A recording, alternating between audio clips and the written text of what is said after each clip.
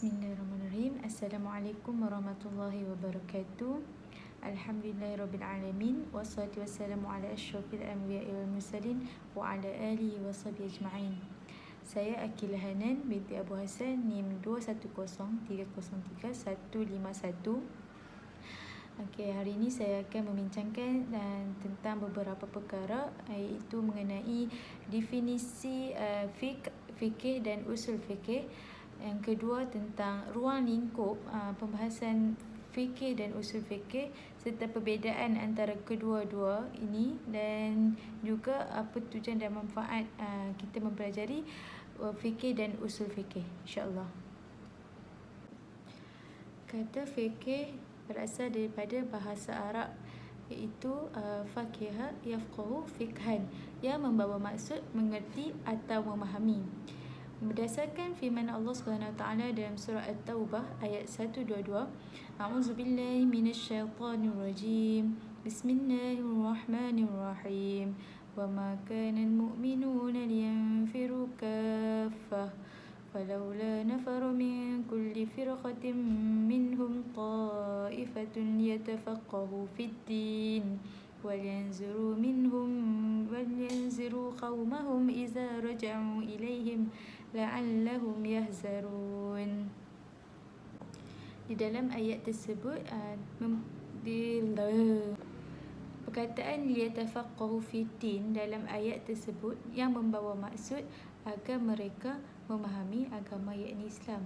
Walaupun di dalam ayat tersebut tidak menceritakan secara khusus tentang ilmu fikih, tetapi kita dapat lihat bahawa pernyataan ini telah menjaring pengertian ilmu fikih itu sendiri. Artinya, ketentuan hukum dalam agama ini hanya bisa dilihat dari ilmu fiqh, di mana kita dapat melaksanakan praktik dengan kesempurnaan di samping memahami ilmu tauhid dan ilmu akhlak.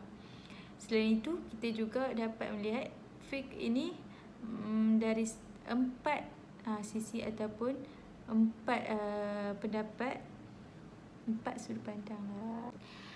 Selain itu, kita juga dapat lihat fikih ini dari 4 sudut pandang. Yang pertama, ilmu fikih ini merupakan ilmu tentang syarak. Yang kedua, fikih mengkaji hal-hal yang bersifat amaliyah furu'iyah, iaitu praktis dan bersifat cabang. Yang ketiga, fikih adalah satu pengetahuan yang berdasarkan tentang hukum syarak yang didasarkan oleh dalil-dalil tafsiri, iaitu Al-Quran dan Sunnah. Yang keempat, fikih ini ditentukan oleh penalaran atau istidlal, penarikan kesimpulan oleh para mujtahid. Kita masuk kepada definisi usul fikih. Usul fikih terdiri dua perkataan, usul dan fikih. Usul ini juga merupakan perkataan jamak daripada kata asal ash. Secara bahasa, usul bermaksud berakar, berasas, pangkal, sumber, pokok ataupun asal. Dan kita juga dapat fahami bahawa usul fikih ini adalah merupakan pengetahuan tentang kaedah-kaedah yang membawa kepada usaha merumuskan hukum dari dalil-dalil yang terperinci, atau secara sederhananya kita dapat fahami bahawa usul fikih ini adalah kaedah-kaedah yang menjelaskan cara-cara mengeluarkan hukum-hukum dari dalil-dalilnya. Itu kita dapat fahami bahawa usul fikih merupakan satu cara ataupun metod, ya. Dan kita dapat merumuskan usul fikih adalah ilmu berkenaan kaedah-kaedah dan dalil-dalil yang bersifat ijmali atau kulli yang digunakan dengannya untuk sampai kepada proses istinbat hukum fiqh. Cuba kita lihat kepada contoh untuk lebih mudah kita faham apa itu usul fikih. Seperti di dalam kitab-kitab fikih telah ditemukan ungkapan mengerjakan solat itu hukumnya wajib. Wajib melakukan solat itu disebut sebagai hukum syarak, tetapi tidak pernah disebut dalam Al-Quran maupun hadis bahawa solat itu adalah wajib. Yang disebut dalam Al-Quran hanyalah perintah mengerjakan solat yang berbunyi aqimus solah, maka kerjakanlah solat. Ayat Al-Quran yang mengandung perintah solat tersebut disebut dalil syarak untuk merumuskan kewajipan solat yang disebut hukum syarak dari firman Allah, aqimus solah. Dalil syarak ini dalil syarak itu ada aturannya dalam bentuk kaedah. Umpamanya, setiap perintah itu menunjukkan wajib. Pengetahuan tentang kaedah-kaedah yang menjelaskan cara-cara mengeluarkan hukum dari dalil-dalil syarak tersebut, itulah yang disebut sebagai usul fiqh. Secara sederhananya kita dapat fahami bahawa usul fiqh ini ada satu kaedah ataupun jalanlah untuk mendapat hasil, iaitu disebut sebagai fiqh. Fiqh itu hasil daripada usul fiqh itu sendiri. Kita masuk kepada ruang lingkup kajian usul fikih dan fikih. Di mana ruang lingkup usul fikih adalah sumber hukum syarak, dalil hukum yang bersifat ijmali atau yakni global dalam hukum syarak tersebut, serta metod-metod istinbat dan ijtihad. Secara sederhana, ruang lingkup yang menjadi objek perbahasan usul fikih adalah sumber hukum, yakni terdiri daripada Al-Quran, hadis, ijma' dan qiyas. Hukum syarak dan bahagiannya. Yang kedua, hukum syarak dan bahagiannya taklifi dan wada'i. Termasuk di dalamnya membahas tentang mafhum alaih, iaitu orang mukallaf atau orang yang layak dibebani hukum taklifi, dan mafhum fih, iaitu perbuatan yang mukallaf dalam hukum syarak. Menurut Imam Ghazali dalam kitab Al-Mustashfa, ruang lingkup kajian usul fikih ada 4, iaitu yang pertama, hukum syarak, kerana hukum syarak adalah buah atau hasil yang dicari oleh usul fikih. Yang kedua ialah dalil-dalil hukum syarak, seperti seperti yang telah disebutkan tadi, dalil-dalil hukum syarak ialah Al-Quran, Sunnah, ijma', qiyas. Kerana semuanya ini adalah pohon, diibaratkan sebagai pohon. Yang ketiga, Imam Ghazali juga menyebutkan sisi penunjukan dalil-dalil ataupun wujud dalalah al-dilalah. Kerana ini adalah tariq al-istismar, jalan atau proses pembuahan.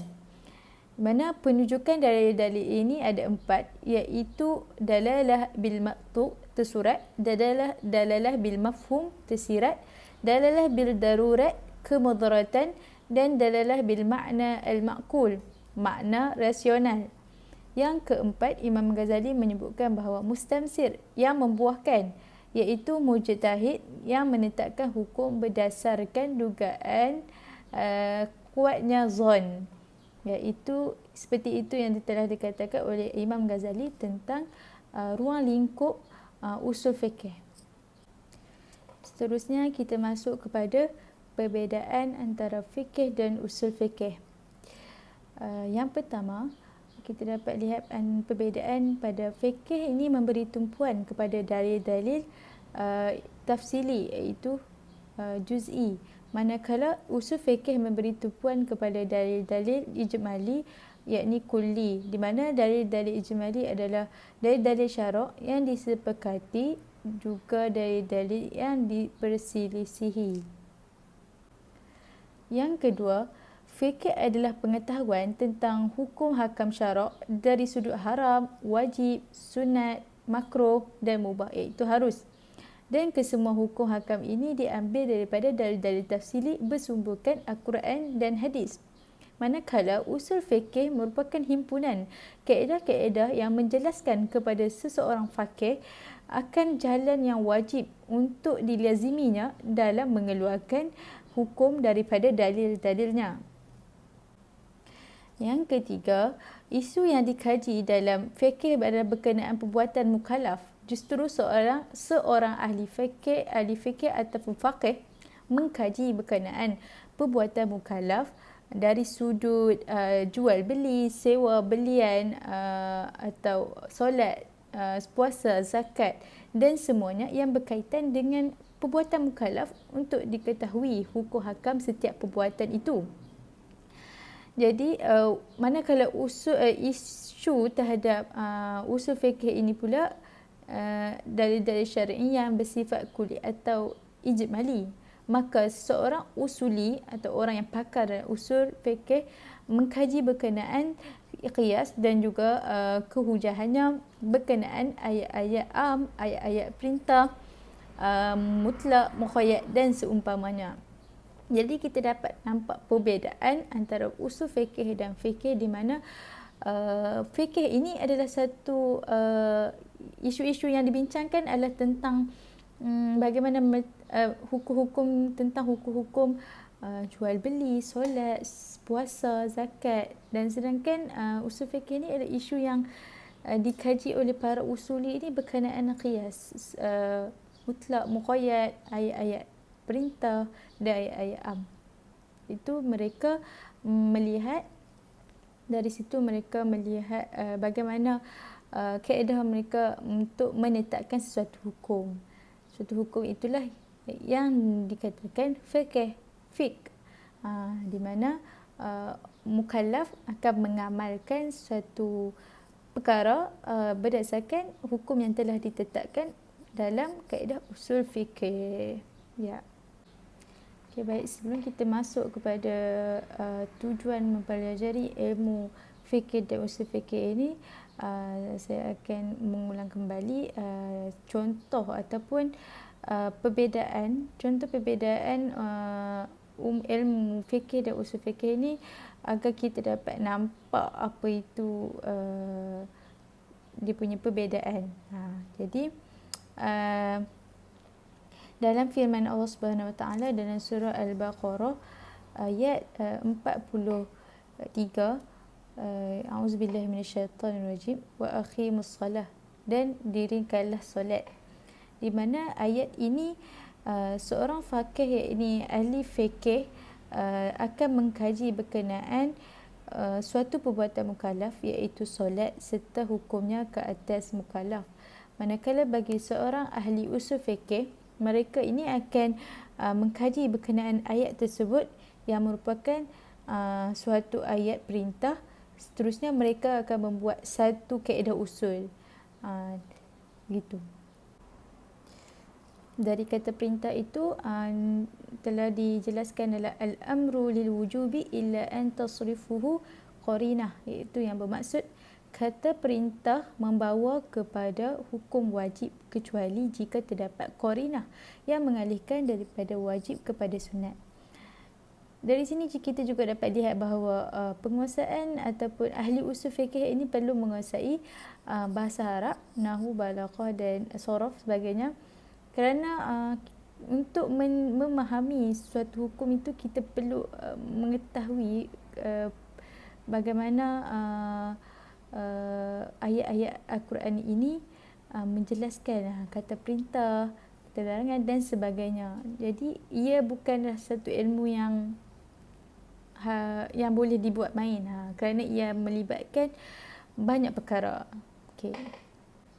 Maka seorang faqih menggunakan kaedah yang telah disediakan oleh para ulama usul fikih ini, lalu dengan mengatakan bahawa hukum mendirikan solat bagi seorang mukallaf adalah wajib.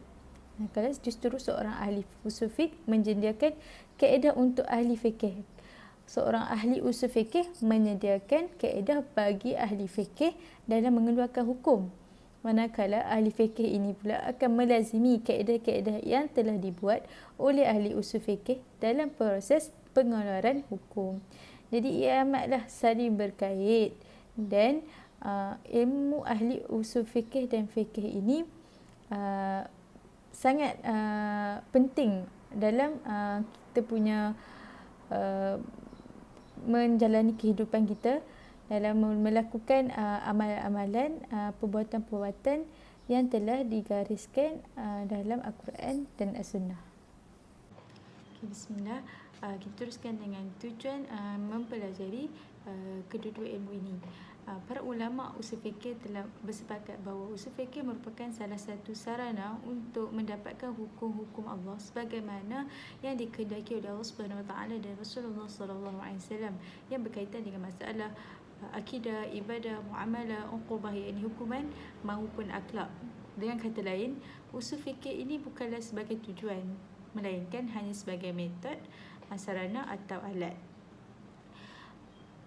Tujuan ilmu usul fikih ini juga adalah untuk menerapkan kaedah-kaedahnya dan teori-teorinya terhadap dalil-dalil yang rinci untuk menghasilkan hukum syarak yang ditunjuki dalil itu. Jadi berdasarkan kaedah-kaedah itu, maka nas-nas syarak dapat dipahami dan hukum yang menjadi dalalahnya dapat diketahui. Bahkan tujuan utama dari usul fikih adalah untuk mencapai dan mewujudkan sesuatu yang dimaksud syarak. Ada ulama yang pernah berkata, barang siapa yang memelihara usul, maka dia akan sampai kepada maksud, dan barang siapa yang memelihara qawaid, tentulah dia akan sampai kepada maksud. Tambahan, menurut Khudari Baiq dalam kitab usul fiqhnya, antara tujuan ilmu usul fiqh ini adalah untuk mengemukakan syarat-syarat yang harus dimiliki oleh seorang mujtahid agar mampu mengeluarkan hukum dengan tepat. Yang kedua, sebagai acuan dalam menentukan dan menetapkan hukum syarak melalui metod yang dikembangkan oleh mujtahid sehingga dapat memecahkan persoalan baru yang muncul. Seterusnya, yang ketiga, antara tujuan ilmu usul fikih ini adalah untuk memelihara agama dari penyimpangan, penyalahgunaan sumber dan dalil hukum. Usul fikih menjadi tolak ukur validitas ataupun kayu ukur untuk melihat validitas kebenaran sebuah ijtihad. Selain itu, usul fikih juga kita dapat mengetahui keunggulan dan kelemahan para mujtahid, yakni dilihat dari dalil yang mereka gunakan. Akhir sekali, mengetahui kekuatan dan kelemahan satu pendapat sejalan dengan dalil yang digunakan dalam berijtihad. Seterusnya, tujuan mempelajari ilmu fikih pula.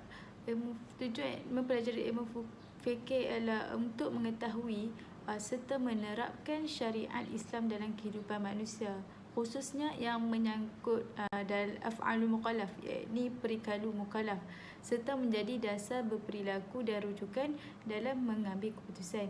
Sebagai contoh, dengan ilmu fikih mampu menjadi rujukan bagi hakim untuk suatu perkara, misalnya dalam bab pernikahan.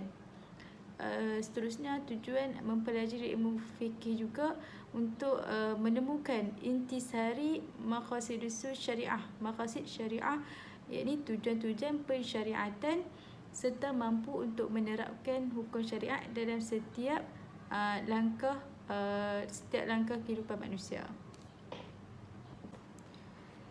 Saya juga ingin menjelaskan beberapa manfaat kita mempelajari ilmu fikih dan ilmu usul fikih ini, di mana jika kita dapat memahami kedua-dua ilmu ini, seorang itu akan dapat belajar ilmu fikih ini dan dapat mengetahui bahawa hukum-hukum syarak dan beramal hukum-hukum ini dengan yakin.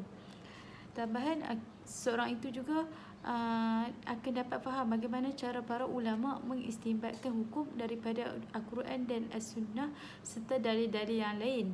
Tambahan pula, seseorang boleh mengetahui punca perselisihan hukum di kalangan ulama serta membuat perbezaan secara ilmiah.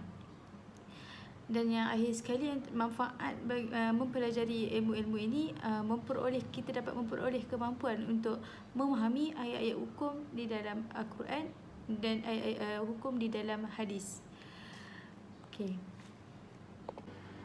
Jadi sebagai kesimpulannya, kita dapat lihat bahawa ilmu usul fikih dan fikih ini adalah sangat penting bagi seorang umat Islam ataupun seorang Muslim, di mana secara kesimpulannya kita dapat rumuskan bahawa wujudnya ilmu fikih ni adalah daripada ilmu usul fikih. Maksudnya tidak akan wujud ilmu fikih ni jika tidak ada ilmu usul fikih yang menentukan dengan kaedah-kaedah, metod-metod yang telah dilakukan oleh para mujtahid sebelum ini.